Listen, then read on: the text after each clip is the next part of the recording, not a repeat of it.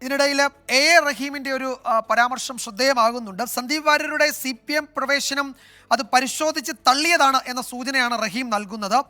ചില പരിശോധനകൾ നടന്നിട്ടുണ്ട് ഇക്കാര്യത്തിലെന്ന് അദ്ദേഹം തന്നെ പറയുന്നു. ഇത്രയധികം വിദ്വേഷ പ്രസംഗങ്ങൾ നടത്തിയ ആളായതുകൊണ്ടാകാം പരിശോധന നടന്നത്. ഇതേക്കുറിച്ച് ആധികാരികമായി പറയേണ്ടത് നേതൃത്വമാണ് എന്നുകൂടി റഹീം പറയുന്നുണ്ട്. നേരത്തെ മന്ത്രി MP രാജേഷും സമാനമായ ഒരു പ്രതികരണം നടത്തിയിരുന്നു. വിദ്വേഷ പ്രചാരകൻ എന്നാണ് സന്ദീപ് വാര്യരെ MP രാജേഷ് വിശേഷിപ്പിച്ചത്. ശ്രീജിത്ത് ശ്രീകുമാരൻ തുടരുന്നുണ്ട്. ശ്രീജിത്ത്, സന്ദീപ് വാര്യർ CPMുമായി ആദ്യ ചർച്ചകൾ നടത്തിയെന്നായിരുന്നു, ഏറെക്കുറെ അത് സ്ഥിരീകരിച്ചതുമാണ്. AK ബാലൻ്റെ ഒക്കെ പ്രതികരണങ്ങളിൽ നിന്ന് അത് വ്യക്തവുമായിരുന്നു. ഏതോ ഒരു ഘട്ടത്തിൽ ആ ചർച്ചകൾ അവസാനിച്ചു. ഇനിയിപ്പോൾ സന്ദീപ് വാര്യർ പാലക്കാട്ടേക്ക് കോൺഗ്രസിന് വേണ്ടി പ്രചാരണത്തിന് ഇറങ്ങുകയാകുമല്ലോ. ഇന്ന് തന്നെ പൊതുയോഗങ്ങളിലൊക്കെ സന്ദീപ് വാര്യരെ അവതരിപ്പിക്കുമോ കോൺഗ്രസ്?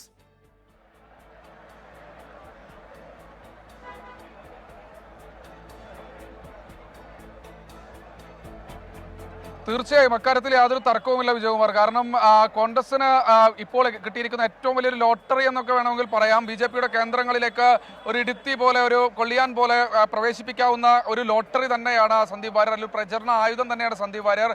അത് ഏറ്റവും എടുത്തു പറയേണ്ടത് സന്ദീപ് വാര്യർക്ക് അമ്മ വഴി മുത്താൻ സമുദായം BJPയുടെ ഏറ്റവും വലിയ ഒരു വോട്ട് ബാങ്കാണ്.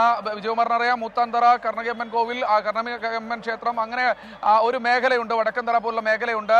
1000-1500 വോട്ടുകളോളം പല ബൂത്തുകളിലും BJPയുടെ കൺസിസ്റ്റന്റായ ലീഡ് വരുന്ന മേഖലയാണ്. 800 മുതൽ 1500 വോട്ട് വരെ. ആ മേഖലയിലേക്കൊക്കെ കോൺഗ്രസിനോ അല്ലെങ്കിൽ CPIMനോ ഇടതുപക്ഷത്തിനോ കടന്നു കയറാൻ കഴിയാത്ത ഒരു സാഹചര്യമൊക്കെ നിലവിലുണ്ട്.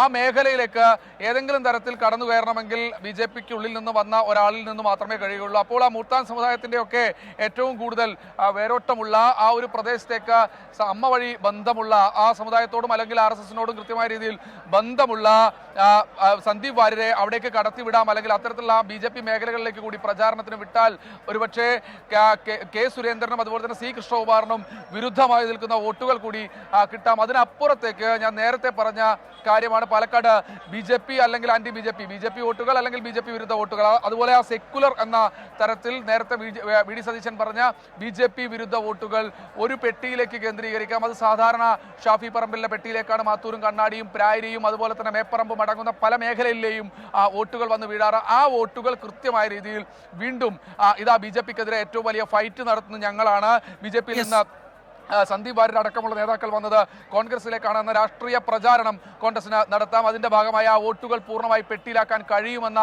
ഒരു പ്രതീക്ഷയും കോൺഗ്രസ് നേതാക്കൾ പങ്കുവെക്കുന്നുണ്ട്. അതായത് കഴിഞ്ഞ ദിവസങ്ങളിലൊക്കെ തന്നെ C കൃഷ്ണകുമാറിന് അപ്പുറത്തേക്ക് കോൺഗ്രസ് അല്ലെങ്കിൽ രാഹുൽ മാങ്കൂട്ടത്തിൽ അല്ലെങ്കിൽ സരിൻ എന്ന തരത്തിലുള്ള ഒരു ചർച്ചകൾ ആയിരുന്നു പൂർണ്ണമായി പാലക്കാട് നടന്നിരുന്നത്. അത് മാറ്റി കൃഷ്ണകുമാറിന് ഒരു സ്പേസ് കൂടി കൊടുത്ത് കൃഷ്ണകുമാറും അതുപോലെ തന്നെ രാഹുൽ മാങ്കൂട്ടവും കൂടിയുള്ള ഒരു ഫൈറ്റ്, സരിൻ അപ്രസക്തനായി എന്ന് കൃത്യമായ രീതിയിൽ പറയുക, എന്നിട്ട് ആ മേഖലയിലെ CPM വോട്ടുകൾ അല്ലെങ്കിൽ സെക്കുലർ എന്ന് ഇവർ വിശേഷിപ്പിക്കുന്ന BJP വോട്ടുകൾ കൂടി പർച്ചേസ് ചെയ്യുക. അതൊരു രാഷ്ട്രീയ തന്ത്രം കൂടിയാണ്. അതിൽ ഏറെക്കുറെ ആദ്യ സ്റ്റെപ്പ് കോൺഗ്രസ് എടുത്തിരിക്കുന്നു സന്ദീപ് വാര്യരുടെ പ്രവേശനത്തോടു കൂടി.